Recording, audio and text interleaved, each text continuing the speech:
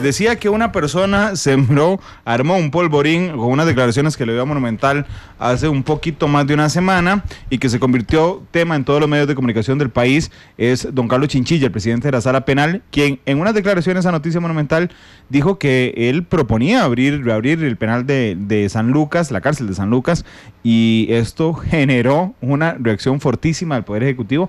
De algunas personas también, de diputados, que aquí en vivo un diputado llamó a decir que él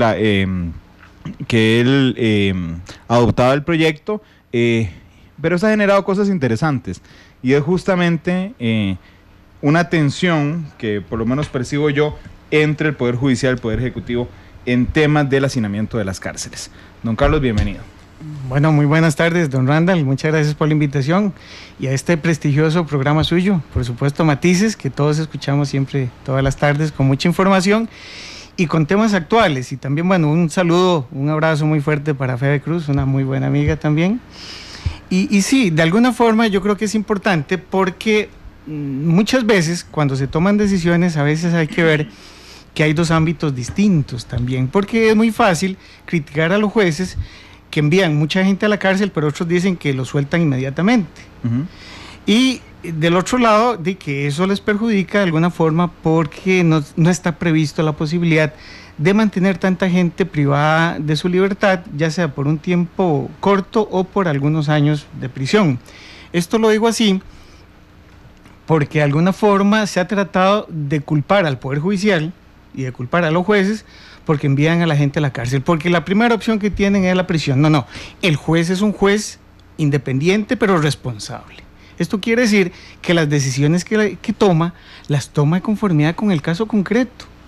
Yo he sido juez durante 30 años y las decisiones que yo he tomado, creo que se han visto de esa forma, nunca han sido más allá de lo que la ley me permite hacer y de lo que el caso amerita.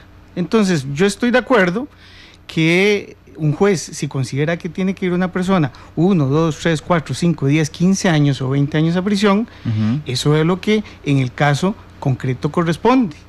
Y de ahí hay una posibilidad de apelar de su resolución y hasta llegar a la sala tercera. Entonces no es una decisión arbitraria porque no se toma en una vía, sino que son varias instancias las que pueden revisar esta situación concreta. De hecho, ahorita volvemos a ese punto porque me interesa mucho también cómo un juez al que se le pide que no haya elementos externos al proceso que influyan en su decisión, se le pide de parte del Poder Ejecutivo que haya elementos externos que influyan en su posición. Ahorita hablamos de eso, pero déjeme hacerle la pregunta fundamental. ¿De verdad estaba hablando de lo de la cárcel de San Lucas? Digo, ¿de verdad con toda la conciencia? ¿O lo que usted pretendía, don Carlos, con toda honestidad, era poner el tema a discusión y sabía que el tema de San Lucas iba a explotar como explotó? Vea, don Randall, lo importante aquí era buscar soluciones. Porque mire, cuando uno critica, es fácil criticar muchas veces, pero quien critica tiene que dar soluciones también, porque no se vale simplemente decirlo por decirlo. Y yo soy una persona que ante una situación concreta busco soluciones. Bueno, en este caso yo sí estaba pensando en San Lucas. Le soy sincero, no creí que generara la polémica que generó. Es que lo dijo Monumental, don Carlos. Exactamente, yo lo dejé al medio de más emisión o difusión que hay en el país y que todo el mundo lo recepta. Y ya me di cuenta que tenía toda la razón yo y la gente que lo escucha también. Porque de verdad, cuando yo hablo del tema, lo hablo porque considero que sí es posible y sí es recomendable.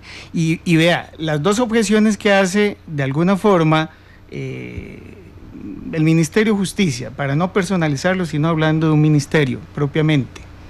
Una es que los vecinos de ninguna parte del país quieren un centro penitenciario en su comunidad. Ok. Y la otra, que es muy costoso hacer un centro penitenciario. Mire, la isla de San Lucas no tiene vecinos cercanos, no hay problema alguno. Entonces esa está desechada. Lo que es caro, todo centro penitenciario va a ser caro, porque es que parece que seguimos pensando como países tercermundistas. No es que el Ministerio de Justicia quiere tener cárceles del primer mundo. Bueno, ahí podemos hacer una cárcel del primer mundo, y que del primer mundo con las condiciones necesarias para que se ejecute en forma debida y correcta la sanción, en este caso penal impuesta de privación de libertad, Pero además de eso, que las personas puedan recibir tratamiento, resocialización, rehabilitación, que es un principio constitucional que se sigue para todo el sistema penitenciario, y hoy día me parece que no se está realizando de la forma correcta, o por lo menos en forma integral. Pero aquí podríamos tener un gran ámbito. Mire, son 500 hectáreas. Ahí podemos sembrar, podemos cultivar la tierra de todas formas, podemos tener ganadería, tener centros de distracción también.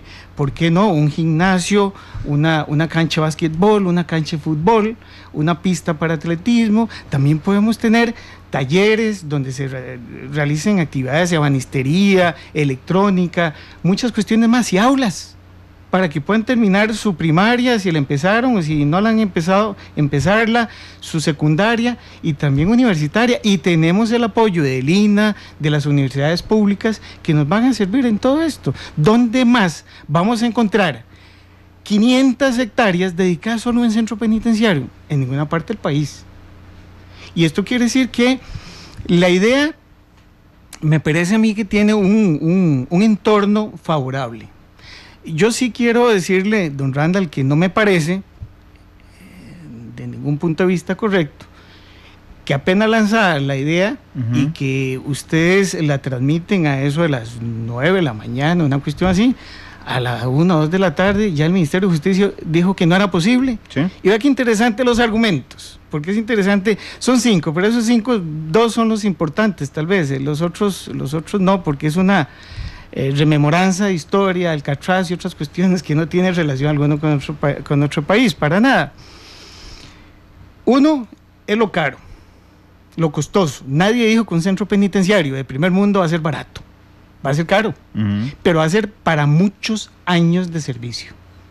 Y yo creo que la inversión es importante. Segundo, y este es interesante, porque es que la Comisión Interamericana de Derechos Humanos dice que las políticas penitenciarias no pueden dirigirse al aislamiento y a la segregación de las personas privadas de libertad, porque eso viola o violenta sus derechos humanos y fundamentales. Totalmente de acuerdo, total y absolutamente de acuerdo, y así lo he dicho.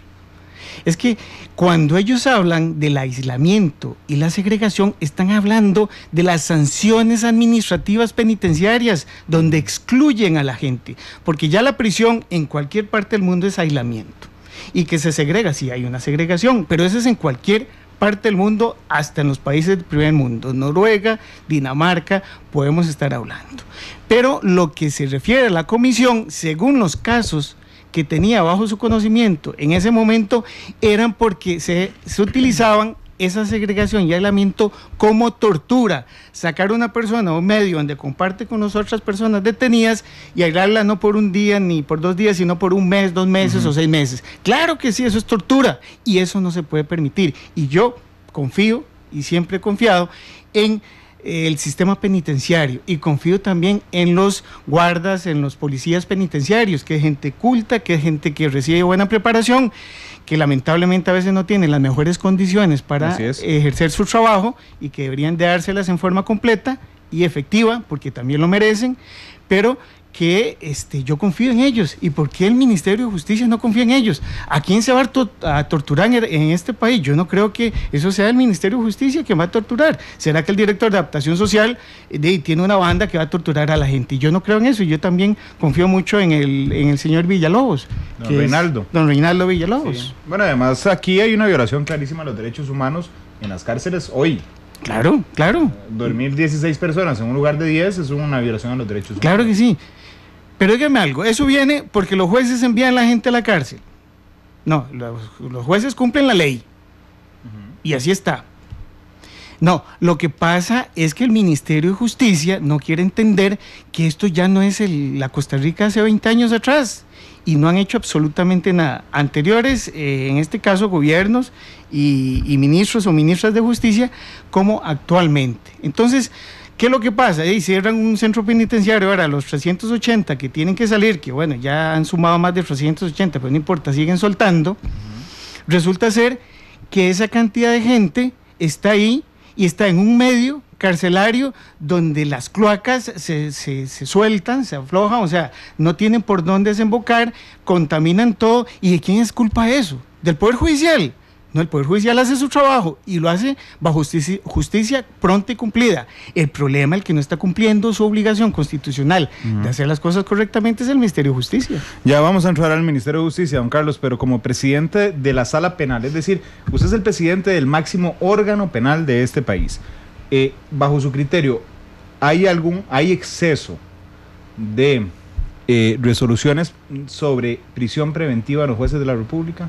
No, yo respeto todas y cada una de las resoluciones de los jueces, tanto así que si hay un exceso en algún momento determinado, un juez superior la revisa y lo pone en orden. Por eso, todas las que se están ejecutando en este momento, prisiones preventivas o sentencias, han tenido posibilidad de ser revisadas por una autoridad superior y hasta en casación. Por eso yo las respeto, considero que eso es el justo adecuado y que lamentablemente no se están respetando.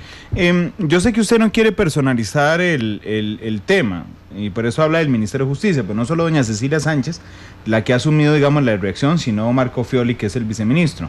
Pero el primer día, cuando usted plantea la información aquí, la publicamos en web, si no me falla la memoria, eso de las 9 de la mañana, la publicamos en la segunda emisión de noticias, estamos en vivo, llama el diputado Marvin Atencio y dice, yo adopto el proyecto de una vez, ¿verdad? Al día siguiente, curiosamente, el presidente y la ministra tienen una actividad pública, donde los medios podemos ir a consultarle. Y la reacción de la ministra de Justicia, la primera reacción de la ministra de Justicia es: nunca he escuchado una idea tan descabellada como esta. Al cuerpo, es una respuesta al cuerpo. ¿Qué le parece esa reacción de la ministra? Yo sé que usted no lo quiere personalizar, porque además, y hay que decirlo con toda franqueza, es la mamá de un compañero de Salas Suyas, es la mamá de don Celso Gamboa. Sí, y yo la conozco, doña Cecilia, y sé quién es una gran señora, una gran profesional también. ¿Pero qué le pareció eso? Es que le dijeron, es que nunca veo una idea tan descabellada. Pero en este momento sí está como ministro de Justicia y yo identifico la cuestión. Mire, el término descabellado pues no tiene mucha validez en este medio.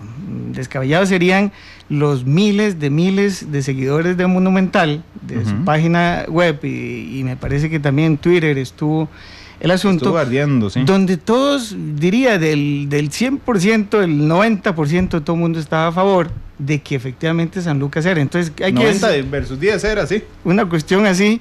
Y entonces eso quiere decir que de alguna forma el pueblo, es que aquí hay otro elemento además de eso. Es que se desconoce al pueblo, nunca se le toma en cuenta. Entonces, ahora usted va a darse cuenta, don Randall, que van a decir, es que claro, don Carlos es un populista, porque habla del pueblo. Mire, ¿cómo yo no voy a hablar del pueblo? El pueblo es el que vive las cosas y el pueblo es el que manda. El pueblo es el que nombra presidentes de la República, nombra diputados también, y nombran alcaldes y regidores. Lo que quiero decirles es que al pueblo hay que escucharlo.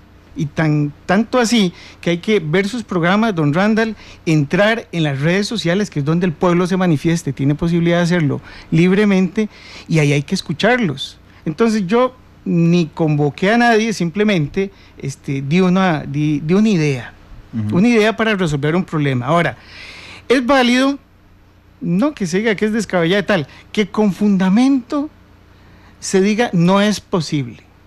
No, que no me venga un ministro de hace algunos años atrás a decir que ellos tienen un estudio que dice que no es factible. No, eso fueron hace 10 años atrás, una cuestión así. No, pongámoslo al día de hoy, seamos más serios. ¿A usted no le parece, don Carlos, que es otra idea que he oído después de eso? Porque he visto infinidad de opiniones sobre el tema que me decían, es que don Carlos se extralimitó, porque es magistrado y se metió en las funciones de otro poder de la República, diciéndole opinando sobre la labor del Ejecutivo. ¿Se lo han dicho a usted? Es que, bueno, me parece que en algún momento alguien lo dijo en algún medio o una cuestión así. Pero mire, yo soy un ciudadano también.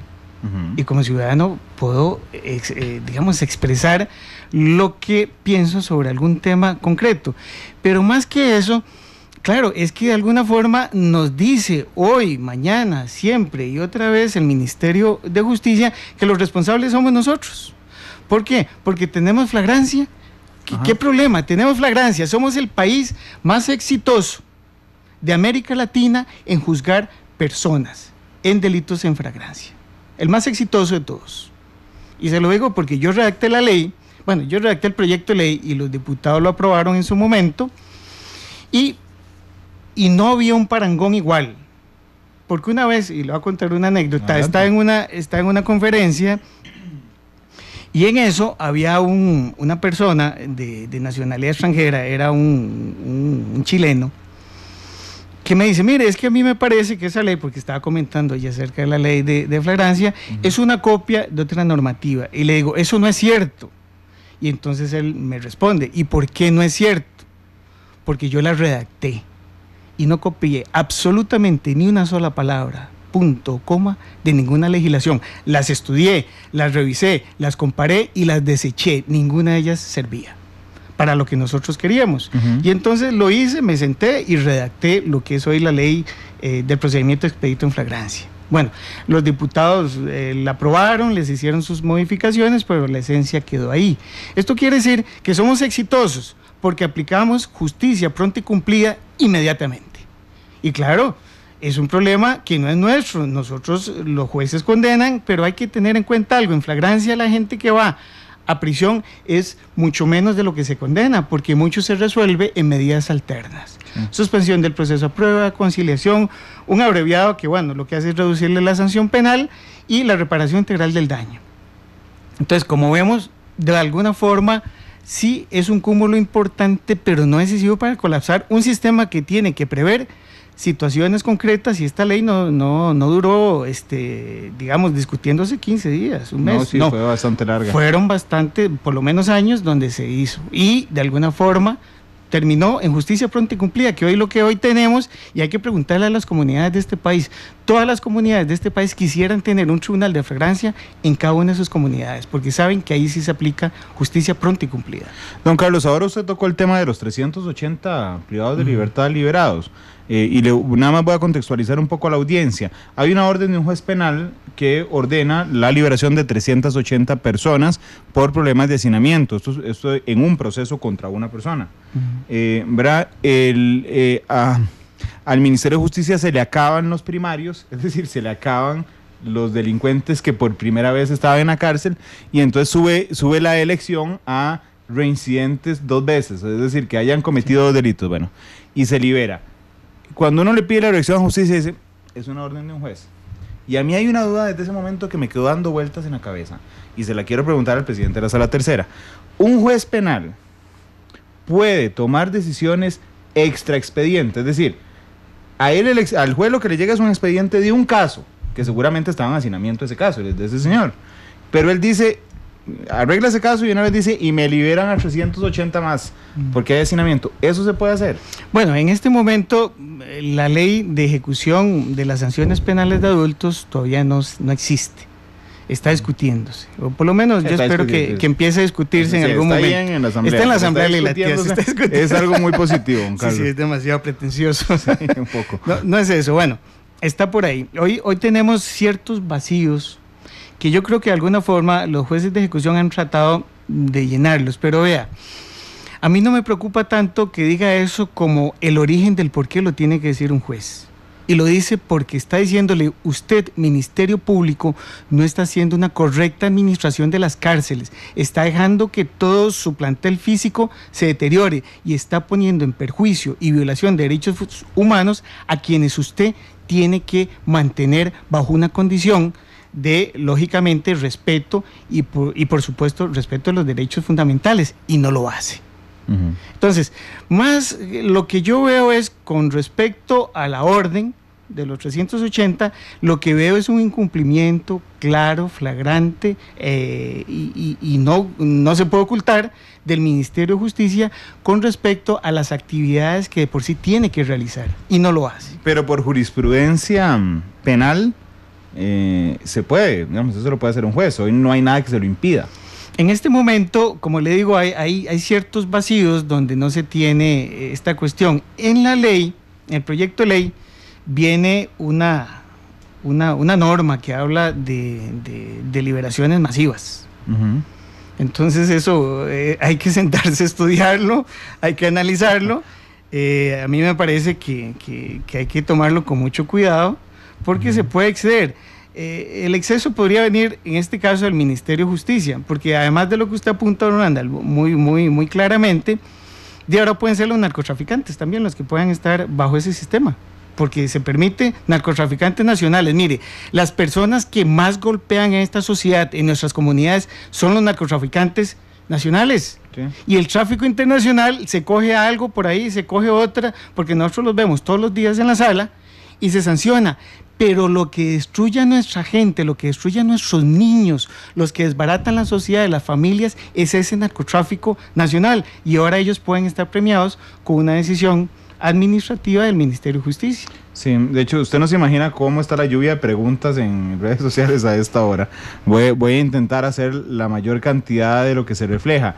Carlos Espinosa le pregunta, bueno, y va justamente en el mismo sentido de lo que le acabo de preguntar. ¿Se puede entrometer el juez y de golpe y porrazo liberar a 1000 como hace 2 años? Yo no me acuerdo de ese caso. ¿Pero se puede? La otra vez fueron como 400 que se hablaban. Pero es que, vea, les voy a decir algo, y yo creo que es importante que la gente sepa. Constantemente, todos los meses, el Ministerio de Justicia está liberando a personas. Y vea, le voy a decir, el eufemismo es decir, está en el sistema semi-institucional. Porque el sistema semi-institucional simplemente llega firme un día o pernota una noche y nada más, y luego está en libertad. Claro que está en libertad. Vea qué interesante, cuando ellos dicen está en libertad porque está trabajando, ahora pueden estar bajo el semi-institucional, o sea, para mí en libertad, que es lo mismo, sin tener ni siquiera trabajo. Así lo aceptó don Reinaldo Villalobos en estos micrófonos. Después de que le planteábamos sus palabras, don Carlos, don Reinaldo le preguntamos, ¿tiene que tener trabajo? Y bueno, no es necesario, no es un requisito necesario para estar en el régimen institucional. Que por cierto, justicia brinca bastante cuando nosotros decimos liberar y siempre nos llaman a decir, no estamos liberando, estamos trasladándolo al régimen semi-institucional. Es un eufemismo, es lo mismo. Sí, pero ni siquiera tienen trabajo. Y hay otra cuestión más grave.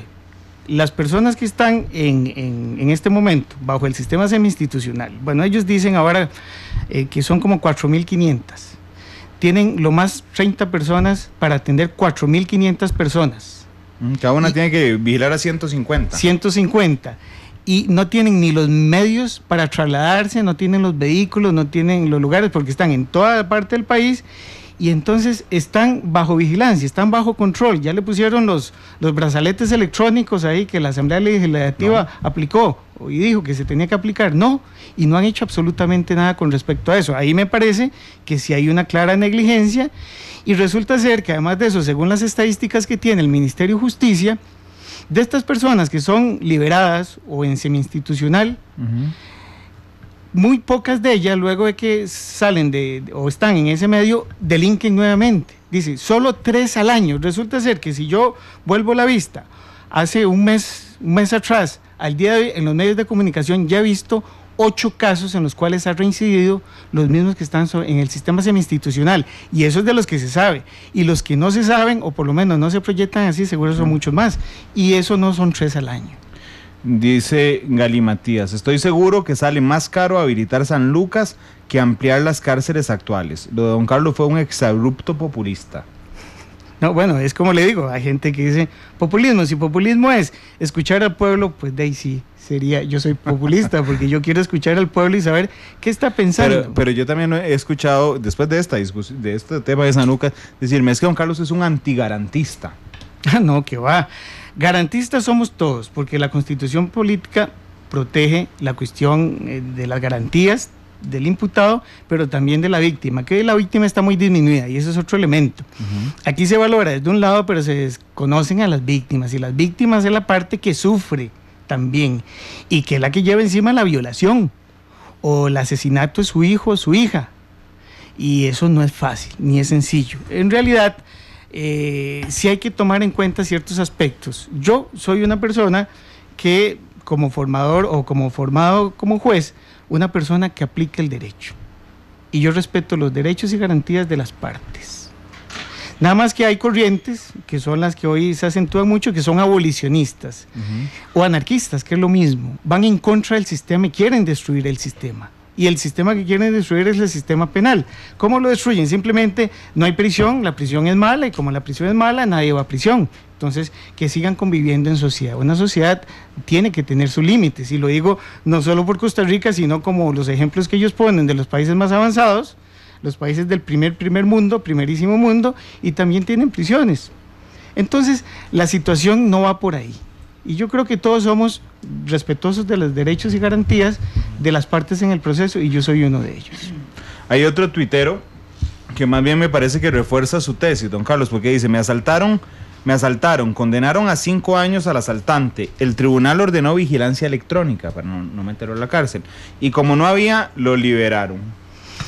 Es que ese es un problema. Nosotros estamos recibiendo asuntos en casación que ya hemos resuelto, uno por lo menos de los brazaletes electrónicos, donde le ponen eso y el juez dirige a ponerlo en libertad y nos llega a nosotros. Bueno, nosotros lo que decimos es: vuelva el asunto ante el juez que dictó la sentencia para que valore la posibilidad de aplicar los mecanismos electrónicos en caso de que ello sea posible aplicar, sino que tome la decisión correspondiente. No le decimos cómo tiene que hacer las cosas, sino le decimos valore la situación.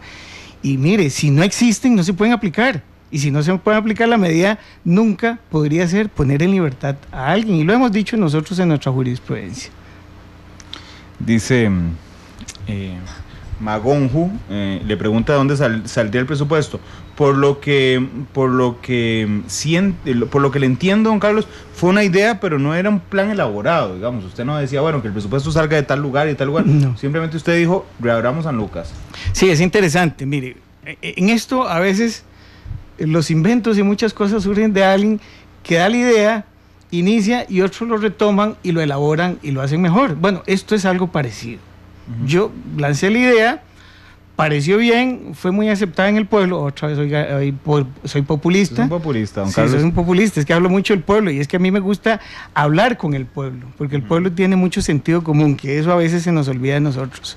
Bueno, y resulta ser que todo esto alguien más lo retoma, y lo retomó el diputado Marvin Atencio, y dice: bueno, yo voy con una ley, me parece que habló con el presidente le dijo que no iba por ahí, pero me parece que de alguna forma siguió y dijo: no, yo estoy interesado en esto. Y en la tarde brincó don Otto. Don Otto también. Don Otto salió y dijo: a mí me parece una buena idea y vamos sobre esta situación. Y me parece que algún otro diputado por ahí que se ha comunicado conmigo también está interesado en esto. Pero, ¿cuál? Pero lo que quiero decirles es que no tengo, digamos, yo no soy creador de ya las estructuras, porque no está en mi competencia. Yo soy un simple juez de la República, pero eso sí se encuentra en manos de otros que sí pueden manejar otros ámbitos, y en este caso de manejo político, que yo no tengo para nada, y que ellos sí pueden crear algo. Yo doy una idea, si es buena o es mala, cada uno lo califica como tal, pero por lo menos doy soluciones. El problema en este momento es que el Ministerio de Justicia rechaza una idea, pero no da soluciones, no ha brindado soluciones, no le ha dicho al pueblo costarricense cómo voy a resolver el problema del hacinamiento carcelario. Solo la única solución que da es criticar, en este caso, al Poder Judicial, y luego poner en libertad a un montón de personas sentenciadas. El señor o muchacho, no sé, que le había planteado esto del asaltante, que les pusieron vigilancia electrónica y que los dejaron en libertad, dice: si eso no es posible, ¿cómo permiten ustedes, supongo que está hablando de los magistrados, que los jueces hagan eso? Y entonces ordenen vigilancia electrónica, y si no, los dejen en libertad. ¿O es el Ministerio de Justicia? No, mire, en este caso nosotros lo que hacemos es revisar el fallo, que le digo, hay una sentencia de la sala sobre eso, donde hemos dicho: vuelva al juez, valore la situación, y si no es posible, porque no existe, aplique la medida correspondiente. ¿Qué quiere decir esto? Que el Ministerio de Justicia, mire, tiene empréstitos de los cuales en este momento se están pagando intereses y no se han utilizado del BID. Y los brazaletes los tiene olvidados, no ha hecho lo suficiente sobre eso, y por supuesto existe como medida, como se aprobó por la Asamblea Legislativa, pero si no hay forma, no puede aplicarse, tiene que buscarse la sanción correspondiente. Bueno, los costarricenses también están brindando algunas ideas. Don Carlos, disculpe que le haga esta pregunta al aire, pero es una pregunta de producción. Es que hoy hoy tenemos los viernes matices de 2 a 3 y 10, porque después tenemos una sección patrocinada que es con los amigos de Vivir Bien, donde contamos a la gente de las pensiones. Bueno, resulta que le acaban de comunicar a nuestro equipo de producción que se le hizo imposible venir al representante de Benevital. Y tomamos ese tiempo. Me permite a mí la oportunidad de extender el tema hasta las 3:30, pero no sé si usted puede. No, yo contento. Y perdone que le pregunte al aire, pero la única forma. No, me encanta. Y si la gente quiere seguir participando, a favor o en contra, no importa. Yo doy las respuestas de mi ámbito en el cual puede hacerlo. Buenísimo, perfecto. Entonces sigamos hasta las 3:30. Un tuitero que me parece refuerza su posición también y da ideas, dice, se podría deducir 60 colones de cada teléfono al mes para la construcción de cárceles. Y yo aquí le planteo a la gente y a usted también, que usted supongo que paga servicios públicos. Claro. Ustedes se han dado cuenta de lo que uno paga siempre, gaste o no gaste. En el del teléfono va el 911, sí, la Cruz Roja, ahora van los bomberos. Bomberos, eso le iba a decir. El IMAS. Ajá. Bueno, el IMAS no, el IMAS va en otro impuesto. Pero va. Sí, en otro impuesto que es el de los moteles. El IMAS, la gente cuando va a un motel tiene que pagar un impuesto que va dirigido al IMAS. Los hidrantes, en acueductos alcantarillados. O sea, realmente nosotros sostenemos esto. Y este tuitero o tuitera, no sé qué es porque se llama Magonju, dice se podría deducir 60 colones de cada teléfono al mes. Tenemos 2 millones de teléfonos para construir cárceles. Bueno, Magonjo es muy inteligente. Hay formas de llegarle a poder construir cárceles en forma adecuada y de la misma, digamos, de que el pueblo costarricense tenga claro sobre eso. Yo creo que es una opción. Es más, en su momento el diputado, me parece, don Marvin Atencio, también dijo que podía hacerse del porcentaje del impuesto a sociedades que va a crear la Asamblea Legislativa, tomar un porcentaje para el sistema penitenciario, y me parece totalmente adecuado y de correcto. hecho, así está. El impuesto a las sociedades anónimas, si no me falla la memoria, estaba 95% para seguridad pública, 5% para el Ministerio de Justicia. Bueno, y que eso lo tome para hacer cárceles. Sí. Dice, Paul Racerri nos estaba contando que la cárcel de San Lucas fue construida y establecida por el presidente Tomás Guardia para mantener a los delincuentes y asesinos fuera de la ciudad. Y dice, para eso fue construida, nos recuerda Porras. Sí, es que es interesante, vea. ¿Y cómo se llama el Twitter? Porras. Bueno, sí. Porras, el señor Porras tiene razón. Eso tiene una raigambre histórica que tiene que ver con el apartamiento de la gente. Pero devuélvase usted a aquellos entonces, que son muy remotos. La comunicación que había es muy distinta, muy lejana en tiempo. Vea, tardo más yo viniendo de mi oficina en la Corte Suprema de Justicia, a donde yo vivo. Casi se le sale. Casi digo, hasta el número de todo. Por donde yo vivo. Ajá, al oeste de la capital. Sí, al oeste, que no es tan lejano. O sea, póngale que son más o menos 14 kilómetros, duro 2 horas con las presas. Y para ir de San José a Punta Arenas se puede durar 1 hora. Y de ahí a San Lucas en un paseo bonito en lancha son 35 minutos, 40 minutos lo más. Entonces ya esas distancias no existen. Ahora, San Lucas representó lo que fue una cárcel de tortura. Yo oigo hablar a don José León y he leído su libro, Sánchez, y me parece que tiene razón, es cierto. En aquel entonces se convirtió en algo que no es querido por nosotros hoy en día y lo deploramos. ¿Sí? Y lo apoyamos a él en ese sentimiento de dolor, claro que sí, pero no estamos pensando en estoy diciendo mucho porque yo no voy a hacer nada, pero en lo que yo propongo no estoy pensando en que va a ser un centro de reclusión de torturas, jamás, porque va a tener el orden correspondiente que el Ministerio Público que el Ministerio de Justicia le va a dar. Por lo tanto, hay que sacarse la mente ese concepto y decir, sí, aquí existió eso, pero ahora no va a ser eso. Va a ser algo moderno, adecuado, donde, mire, yo estoy convencido de que muchas de las personas privadas de libertad que hoy se encuentran allí en estos medios, donde no pueden andar, caminar, ni respirar, ni oler cosas lindas, ni bonitas, ni nada, porque la cantidad de personas que conviven en un medio es abusivamente, digamos, desproporcionado. Estarían deseosos de salir a un medio donde tengan libertad de caminar, de andar, de visualizar las cosas y respirar aire fresco y aire puro. Y yo creo que es una visión distinta. Carlos Gutiérrez le pregunta cómo ve la concesión de cárceles. Es decir, que sean privados los que la mantengan. Vea, yo en ese tema yo no me meto porque no es parte de lo mío. Es más, ya la cárcel como tal no es mi parte, pero yo doy una opinión. ¿Dónde podría hacerse? ¿Cómo la quieren hacer? ¿A quién quieren enviar ahí? ¿Y cómo van a ejecutar las sanciones penales? La verdad es que no es mi competencia y yo no quiero invadir esos ámbitos. Y la última vez que un ministro de Justicia planteó esto, le dieron la hora del abrazo a José Miguel Villalobos en la administración de don Abel Pacheco. Nunca se me olvida esa conferencia de prensa. Don Abel salió y dijo, bueno, llegó la hora del abrazo para don José Miguel y le saqué tarjeta roja. Ah, sí, tarjeta roja que se acaba. Le sacó tarjeta roja a don Abel. Dice Josué, la Comisión Interamericana ha sido clara en relación al aislamiento y las cárceles. Era más o menos lo que nos explicaba al inicio. Sí, pero es en otro medio. Vea, muchas... ¿Usted se ha ido a revisar esa jurisprudencia de la Comisión? Es que tiene varios ámbitos. Muchas de las resoluciones, no solo de la Comisión, sino de la Corte Interamericana de Derechos Humanos, hay que analizarlas en el contexto en que se dictan. Y eso es lo que nosotros no hacemos. Queremos aplicar todo a rajatabla y no puede ser así. Hay que ver en el contexto que se dictan. Y esas que se dictan son porque se trata de violaciones flagrantes, claras, abiertas y descaradas de los derechos fundamentales de las personas que están sometidas a una pena de prisión. Y eso no puede ser así.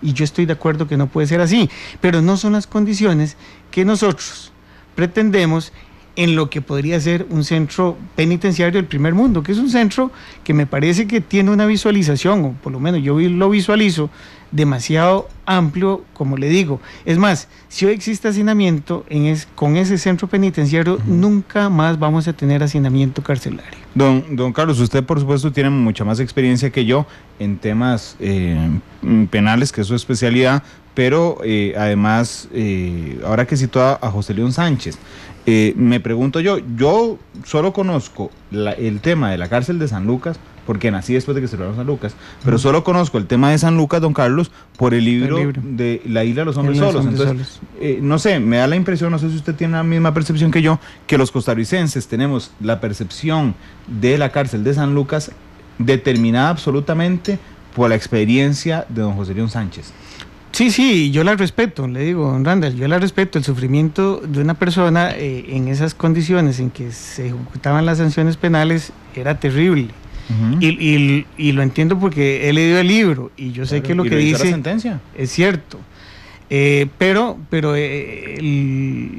lo que resulta de todo esto, lo que quiero decirle es que no eso que pasó en aquel momento es lo que se pretende que pase ahora en la isla de San Lucas. Y es un buen lugar, es un lugar, como le digo, adecuado para lo que se pretende, pero bueno, si no prospera, bueno, que nos diga qué va a hacer el Ministerio de Justicia, porque no se trata solo de ir en contra de todos los que quieren ayudar o decir algo positivo, sino de ser constructivos, ellos proactivos, y no los veo buscando soluciones. Dice José Dengo, excelente el magistrado, ojalá más jueces y políticos se preocuparan por derechos de las víctimas y no solo de los delincuentes. Sí, es que tiene que haber un equilibrio, el señor Dengo tiene mucha razón, y yo considero que tiene, mire, en todo lo que es justicia, ¿cómo medimos la justicia? Por una balanza, y la balanza tiene que estar equilibrada, y ese equilibrio quiere decir que tiene que tener un equilibrio entre las partes que están contendiendo. Aquí, pues la contención es distinta, pero hay una persona que es ultrajada en sus derechos, también fundamentales muchas de las veces, que es la víctima, y la otra, la persona que aparece o ya condenada, si está condenada, como agresor y quien vulneró esos derechos. Entonces, no es posible que la balanza se incline hacia el agresor únicamente y se olvide que existe una víctima. Tiene que haber un equilibrio. Yo no digo ni más ni menos para uno ni para otro, sino en igualdad de condiciones. Don Carlos, permítame ir a una pausa comercial, porque además esta es la tercera vez creo que usted está en Matices, y la novedad es que el invitado decide cuál es la canción con la que cerramos el programa. Entonces en la pausa comercial le vamos a preguntar cuál es su canción favorita, y les voy a contar que hay información de última hora que surge de Argentina, donde por primera vez un juez ha procesado a la expresidenta Cristina Fernández. Es la primera vez desde que asumió el poder en que un juez argentino, según ha confirmado el diario El País, está procesando oficialmente a la expresidenta Cristina Fernández de Kirchner. Vamos a la pausa, regresamos con más con don Carlos Chinchilla, presidente de la Sala Tercera de la Corte.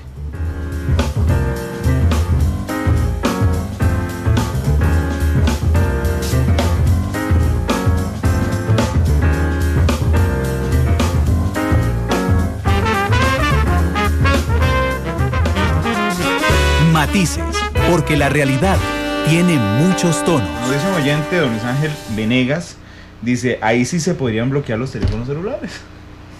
¿Verdad? Que es un tema pendiente del sistema penitenciario de nuestro país. Claro. Que le toca, eso no me toca, y yo soy muy respetuoso a la división de poderes, no me toca preguntárselo a don Carlos, pero le puedo adecuar la pregunta para que le toque. Y es, ¿cuántos casos en específico no? Pero son numerosos los casos que verá Sala Tercera de la Corte donde los delitos se planean desde los centros penitenciarios, don Carlos. Bueno, muchos de ellos sí se generan inicialmente desde los centros penitenciarios. Creo que hay una medida por ahí que aparece, que nos toca a nosotros porque muchos de las personas privadas de libertad llaman a nuestras oficinas y sale el comunicado, esta llamada viene del centro penitenciario tal, usted decide si la acepta o no, bueno. Pero hay otros que no son de ese lado, sino que son celulares que ellos tienen y manejan y que de alguna forma la ubicación que se da en la triangulación de donde viene la llamada surge un centro penitenciario. Eso sí es un problema porque algunos, yo no diría que la gran mayoría no, pero algunos hechos delictivos que tienen que ver muchas veces con estafas o algún tipo de extorsión salen de centros penitenciarios.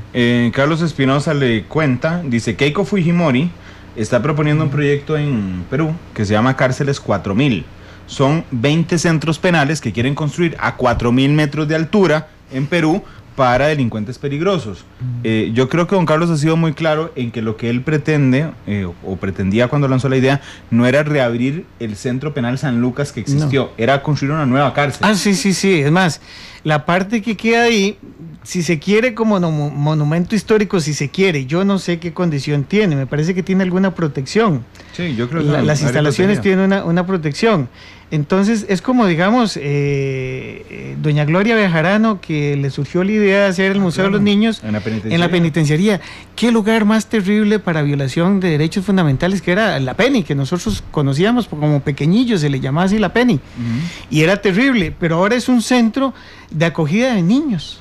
Bueno, aquí podemos pensar en algo así como retomar lo mejor del lugar para hacer un centro también, porque la extensión es tan grande, un centro hasta turístico de alguna forma, que las familias vayan allá, no todo el mundo le gusta entrar hacia nuestros penitenciarios, entonces se pueden quedar ahí, que hayan instalaciones de otro tipo, que se venda comida y tal, mientras que los otros visitan a las personas privadas de libertad, si fuera el caso. O sea, que la cárcel que se construya en la isla de San Lucas sea la cárcel modelo costarricense. La mejor cárcel costarricense. Va a ser la mejor cárcel, no solo costarricense. Yo le puedo asegurar que va a ser centroamericana y, cuidado y no, latinoamericana también. Usted, ahora que usted me dijo, hay algún diputado que también me ha llamado y yo le pregunté cuál y usted me ignoró la pregunta, don Carlos.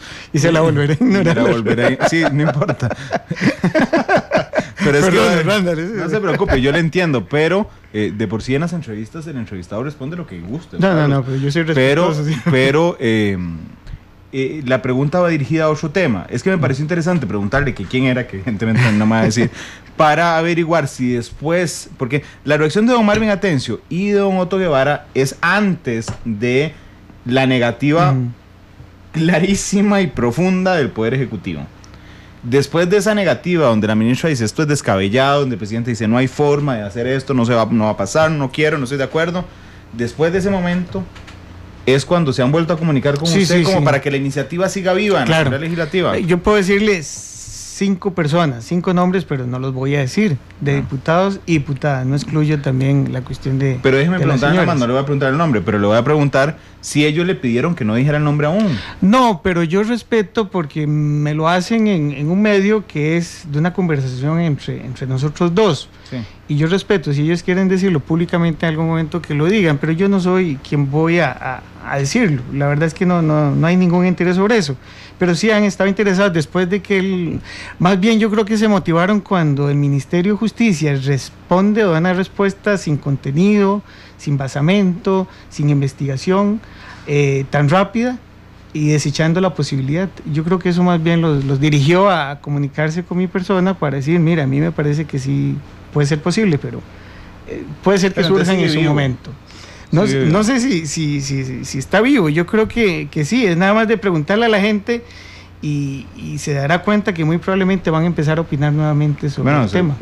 Sigue vivo porque hoy ha habido una lluvia de opiniones en en redes sociales. No he dejado de plantearle preguntas que entran a través de Twitter. Rebeca Ramírez dice, no se trata de construir más cárceles, no se puede meter a la cárcel a alguien por robarse un atún, se necesitan medidas alternas, programas de reinserción. Doña Rebeca tiene total y absoluta razón. Vea qué interesante, este es un punto relevante, porque, bueno, viene una reforma, ahora se plantea otra reforma, con la cuestión del hurto. Vea qué interesante, y se lo va a poner así, don Randall. Entonces, para ellos, la cuestión del hurto tiene que ser una contravención, porque si sigue siendo delito, mucha gente va a llenar las cárceles. Mire, en este país no hay una sola persona descontando prisión por robarse un atún, por robarse un filet de pescado o por robarse un bistec. Por robar por hambre. No, no existe. Existe un tipo penal de hurto atenuado, que la sanción penal es bastante reducida, de 6 meses a 1 año. Es decir, no hay cárcel si es primaria. No hay cárcel. Entonces, el argumento que dice el Ministerio de Justicia, bueno, que se dice aquí y que es dado por la Defensa Pública del Ministerio de Justicia en el proyecto de ley, que es el 19.490, donde pasa de un delito a una contravención, dice que ello va a ser el elemento esencial para que se reduzca el hacinamiento carcelario. Y mire, y aquí tengo estadísticas, aquí interesante, porque aquí tengo estadísticas del mismo Ministerio de Justicia, donde me dice que las personas que están descontando prisión por el hurto en este momento, bueno, esto es un promedio de los últimos, del año 2011 a 2015, las personas que están por año descontando prisión supuestamente son 3. Y yo no creo que si sumamos 3 por 5, bueno, las multiplicamos por 5, que en este caso son 15, eso sea el problema del hacinamiento carcelario. Esto es una estadística que le tengo aquí, vea. En la parte de arriba dice sentenciados tipo, aquí dice elaborado de investigación y estadística, y es del Ministerio de Justicia. Porque es decir, gente, me lo presta un momento, sí, no importa, claro. Carlos, disculpe el abuso, porque significa programa institucional. Es la gente, eso era, es la gente que quería ver. Solo eso me faltaba, regar regar el café al aire, pero no importa. Estoy acostumbrado a hacerlo. Yo no fui responsable de eso, pero a veces no me fui yo. A mí también. Fui yo, pero pegamos un par de servilletas, está bien. Pero no mojé el documento, eso es lo importante. No, era más importante. Eso se recupera, se lo pido al Ministerio de Justicia nuevamente. Mis compañeros van a disfrutar mucho con la grabación de Matices. Ya estoy viendo yo esas risas. Hay una compañera que se está riendo muy sensiblemente. Eso está doliendo, ¿verdad? Un poco. Es decir, vamos a hacer una cosa, no había más cortes comerciales, pero si podemos armar un corte comercial de 1 minuto y medio para arreglar la torta que cometí aquí en la cabina. Yo me ofrezco a traer. Y si se para de reír, podríamos ir a una breve pausa comercial. Yo soy muy transparente con ustedes. Los que estamos de este lado del micrófono también somos personas que nos pasan accidentes en vivo, o nos reímos, o se nos ponen los ojos llorosos cuando estamos dando una información muy sensible. Y yo le agradezco porque el café estaba caliente. Si usted puede irnos a corte rápidamente. Don Randall, quiero decirle que gracias a Dios que fue usted que se le cayó el café. Sí, no yo. Y yo, como no tomo café, sería el agua. Sería el agua más inofensivo. Sí, mi taza estaba un poquito vacía. Pero no importa. Cecilia no puede mandar a corte comercial porque se está riendo. Sí, es que no puede. Ya la ves de aquí. Ya volvemos. Voy a secarme el café. Una producción de Noticias Monumental. Gracias por estar con nosotros en Matices. Sí, ¿qué les diré de ahí? Esas cosas pasan al aire. Sé que seré objeto de bromas durante... les voy a contar un secreto en 30 segundos. Yo siempre riego el café. Lo que pasa es que nunca lo hago al aire. Lo riego en mi escritorio, en la mesa que tenemos para comer en la oficina, en la casa. Y cuando alguien en la oficina riega algo, dice, hizo un Randall. Siempre dicen, hizo un Randall. Bueno, yo hice un Randall al aire. Está bautizado. Sí, dice Mula de Carga, esa espontaneidad y sinceridad, además del contenido, hacen grande el programa. Gracias, Mula. Rebeca mandó una foto de un café cayéndose. Carlos Espinosa dice, a Randall Rivera se le regó el café caliente, sabrá Dios dónde, porque de urgencia mandó a corte comercial. Bueno, imagínense la urgencia realmente, porque además el café estaba bastante caliente. Pero bueno, antes de irnos a la pausa y regresando a lo serio, y esperando que se me seque la camisa y el pantalón, les puedo contar que las estadísticas que nos dio don Carlos es de gente que está encarcelada en el programa institucional y juvenil cerrado. Esta la tomó del anuario de estadísticas del 2015 del Ministerio de Justicia, y entonces me llama la atención porque quería ver cuál es la mayor cantidad, por eso se lo pedí. Porque la mayor cantidad es con robo agravado, y don Carlos, que es el presidente de la Sala Penal, me va a poder explicar que robo agravado, que es el que más personas tienen a cárcel. Sí, robo ¿Qué agravado. significa agravado? Agravado es porque tiene una sanción de 5 a 15 años porque se realiza con violencia sobre las personas. O sea, son los que usan armas, los que hacen bajonazos, los que asaltan de dos personas o más bajo intimidación, y son los hechos más graves dentro del ámbito de los robos. Ok, esa es la mayor cantidad de gente que está en las cárceles. Bueno, aquí viene en orden de números. Después, abuso sexual contra menores de edad, homicidio calificado, venta de drogas, homicidio simple, violación. Esa venta de drogas, esa es la que le digo que está desbaratando nuestra sociedad, nuestros centros educativos, y es la que están dándole la posibilidad de salir en el semi-institucional. Ok, y la menor cantidad de personas está infracción de ley de armas, uso de falso documento, receptación de cosas procedentes de delitos, supongo que es resistencia, estafa mayor, legitimación de capitales, hasta llegar a sustracción de menor y venta de cocaína. Pero bueno, aquí lo que ha hecho don Carlos es que siguen mandando mensajes a los tuiteros. Lo que ha hecho don Carlos es botar el mito ese de que las cárceles están llenas de gente que comete delitos menores. No hay una sola persona que por el robo de un atún esté en una cárcel, y eso se lo puedo asegurar. Y si está, me parece que ya debieron de haberlo soltado, o por lo menos puesto en un semi-institucional en forma inmediata. Don Carlos, hay una medida, entiendo, de derechos humanos que dice que las personas que están en prisión preventiva, que aquí hay que ser muy claro, siguen siendo inocentes, porque no tienen una sentencia firme. No se pueden mezclar en la cárcel con personas sentenciadas, ¿es así? Sí, eso es correcto. ¿En Costa Rica pasa? Sí, digamos, la idea es mantenerlos en un ámbito aparte. Ese es el problema que teníamos en un momento determinado. San Sebastián, el centro de San Sebastián, es para personas bajo una medida cautelar de prisión preventiva. Para eso fue diseñado. Pero por la cantidad de personas condenadas que han ingresado al sistema penitenciario, le empezaron a usar también para personas sentenciadas. Siempre se mantenían distanciados aparte, pero hacía un cúmulo importante que hacía muy poco manejable la posibilidad de las personas que tenían que estar ahí, que eran las que tenían prisión preventiva. Ok, las de pensiones alimentarias, porque Alonso nos dice, ¿están saturadas las cárceles? ¿Están saturadas las cárceles de reclusos por pensiones alimenticias? Yo, la verdad, esa materia no la manejo, no lo sé, no tengo idea de qué cantidad de personas están. No, pero por jurisprudencia internacional sobre derechos humanos tampoco se podría mezclar. No. Todos ellos tienen que estar en ámbitos diferentes, no se puede mezclar. Una persona que esté por una deuda alimentaria, en este caso una pensión alimentaria, no puede estar mezclada jamás, ni con un indiciado ni con un sentenciado penal. Porque no ha cometido un delito. No es un delito lo que él comete. Hablemos de las víctimas. Bueno, las víctimas son los invitados de piedra en el proceso, siempre han sido así.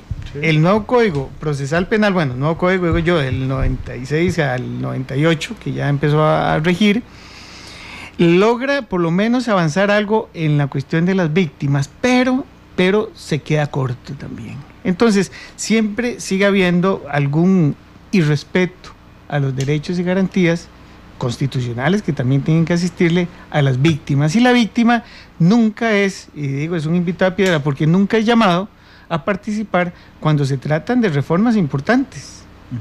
Y usted ve siempre ahí a la defensa pública, y usted ve a organizaciones en favor de aspectos criminales, de los delincuentes, pero no se invita ni se le escucha abiertamente a lo que son asociaciones de víctimas.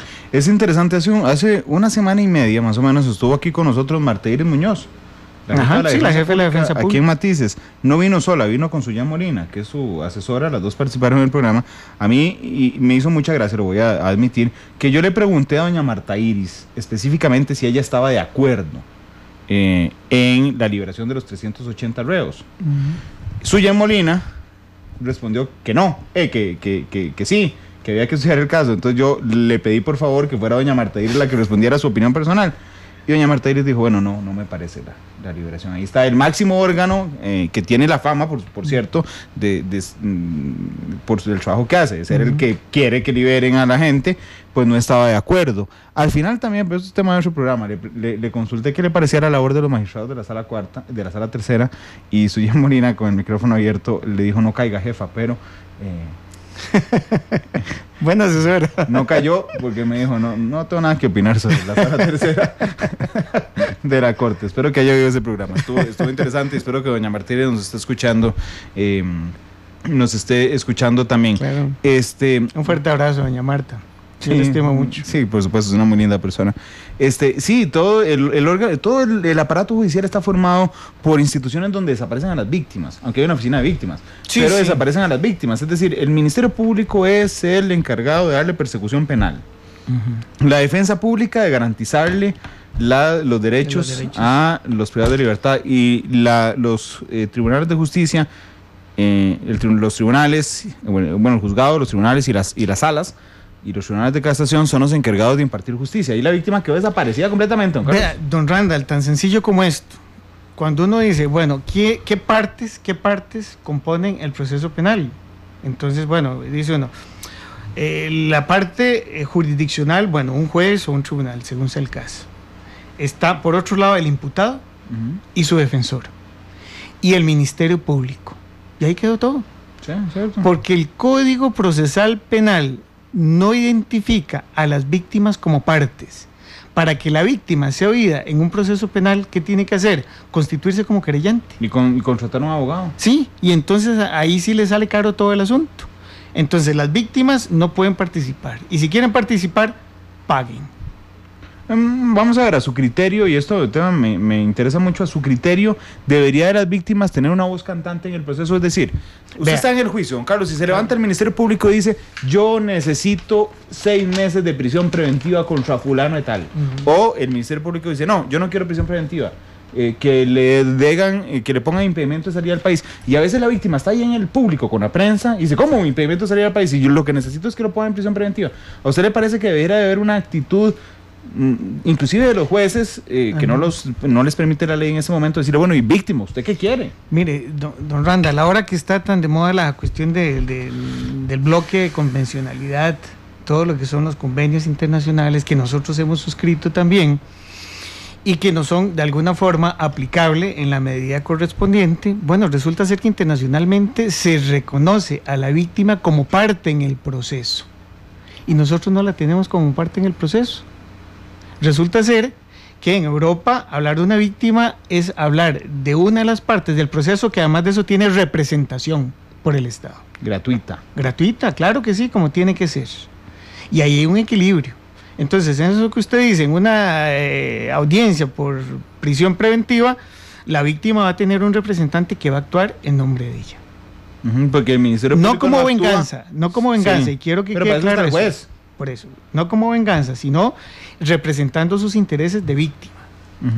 Que bueno, para eso está el juez, para vigilar eso, porque en ese instante el Ministerio Público no es el representante de las víctimas, es el representante del Estado. Del Estado. Y como hoy puede estar con ella, mañana pide un sobreseimiento. Sí, sin preguntar. De alguna forma, después le dice que solicitó el sobreseimiento. Pero además, una oficialidad, ¿la tiene que notificar como parte del proceso? No como parte, pero sí está obligado desde el ámbito propio de comunicarse con la víctima.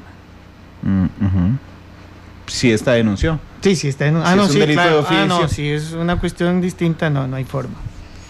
Pero sí tiene ese acercamiento, nada más que es muy distante, porque no hay una representación como parte en el proceso. Este país le debe a las víctimas constituirlas como parte y nombrarle una defensa, si se puede decir así, de la víctima, gratuita y pagada por el Estado, por supuesto. Y ¿Hay alguna intención de cambiar eso? No, solo yo. No, yo creo que hay muchos también interesados. Pero no, Pero lo digo yo redactar porque... un proyecto o algo. Bueno, es que hay varias cuestiones. Yo en eso lo tengo claro. Pero también tengo claro que el proceso penal dura mucho. Sí. Y al proceso penal hay que arrancarle una parte que nos está trazando. Y es la fase intermedia. Es donde se llega a la audiencia preliminar con el juez penal y luego se decide si el asunto sube a juicio o no. Ajá. En esto nos llevamos entre año y medio y 2 años. Y parte de lo que yo estoy desarrollando es eliminar esa parte, quitar ese año y medio y hacer de los juicios, de lo que hoy están durando 3 años, hacerlos en 1 año, año y medio. Ok, brincarse la etapa intermedia. Eliminarla. Interesante. Sí, y cualquier medida alterna se va a presentar y la va a conocer el juez de juicio en una audiencia que no es la audiencia preliminar, Ujú. temprana, antes de llegar a juicio. Don Carlos, muchas gracias por habernos acompañado el día de hoy en este programa. Estuvo muy interesante. Con mucho gusto. Que además me pasó algo que nunca me había pasado en 600 programas, donde me eché el café encima, pero donde usted reaccionó muy bien, debe decirle además.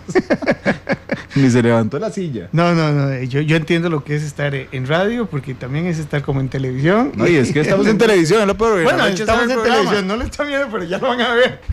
Don Carlos aquí está viendo las tomas, gracias a Carlos Monge por su extraordinario y profesional trabajo de esta Lo que me llamó a mí es la reacción que yo tuve cuando veo a Randall que se le cae el café y lo horrorizado que terminé yo. Lo van a ver en la noche en Canal 2, ahí está la toma. Y Carlos se encargó de que no se perdiera detalle, así es que hasta Zoom me hizo un par de veces para anotarlo. De hecho, voy a agradecerle a 2 personas. Carlos Espinosa, que dice que me ponga sulfadiazina de plata. Lo voy a hacer sin duda. Y Mangoju, que dice: ¿a qué hora repiten el programa en la noche? Quiero ver el accidente. A las 8 de la noche en Canal 2. Nos vamos con la canción que escogió. Ah, bueno, qué dicha. Sí, los Zoom los van a dejar aquí para los pachos. Ok, está bien. Solo verán el programa cuando se me cae el café.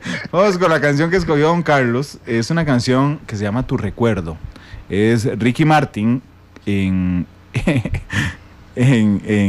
con una cantante española, la Mari de Chambao. Pero déjeme hacer una pregunta a Don Carlos. ¿Por qué esta canción? Vea, esa canción cuando surge en el medio, y yo en ese momento, yo era juez de casación y estaba con la idea de presentar mis papeles para que concursar para la sala tercera como magistrado. Entonces lo compré y lo ponía y me gustó y la puse a repetir constantemente en el carro, y luego lo llevaba a la casa y lo ponía en la casa a repetir. Ya la gente dice: este tipo está loco, solo oye eso. Entonces esa canción me recuerda todo aquel momento que pasé, bonito pero angustioso también. Sí. Todo lo que se me vino en ese momento, el desarrollo y tal, y bueno, la culminación, gracias a Dios, de mi nombramiento. Entonces es la parte más linda que yo recuerdo de todo lo que es este proceso que vivo hoy. Dice nuestra productora que se llama Tu Recuerdo porque usted me recordará hoy por el café. Bueno, también eso es parte del recuerdo. Pero déjeme decirle que esa época de Ricky Martin eran las mejores canciones de Ricky Muy Martin. Buena esa antes. Antes. Las de ahora no me gustan, pero las de antes eran totalmente de acuerdo, eso sí. Gracias, don Carlos. No, Esteban, Tu Recuerdo suena en Monumental.